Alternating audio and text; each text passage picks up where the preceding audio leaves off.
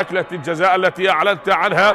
نعم، قرار حكم المباراة مستمر، وأكد بعد العودة للفار ليعلن عن احتساب ركلة الجزاء لمصلحة نادي زاخو. إذن تأكيد الركلة أو بهذا التدخل ذهب وتأكد بنفسه بعد أن استدعى حكم الفار ويؤكد شرعية ركلة الجزاء لمصلحة نادي زاخو.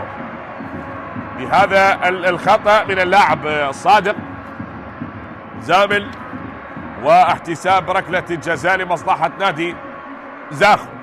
إذا نتابع أحبتي، نشاهد ركلة جزاء تحتسب لمصلحة نادي زاخو للاعب أحمد ياسين، ومن على التنفيذ؟ اللاعب ناصر محمدو هو على التنفيذ. هذا عنده 6 أهداف مع نادي زاخو هذا الموسم.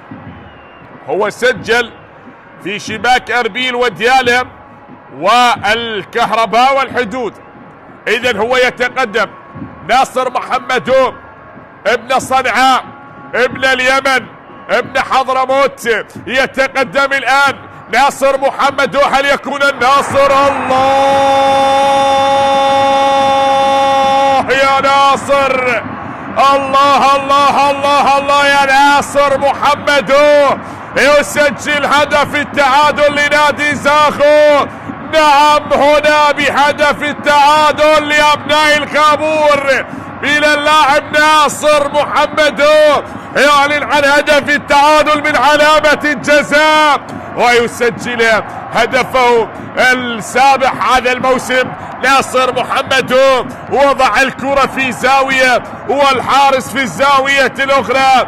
نعم يا ناصر يا كاسر، يسجل هدف التعادل لنادي زاخو. عادت بالتعادل للمباراة. نعم، 1 لزاخو 1 لنادي نفط البصرة. الضيوف بدأوها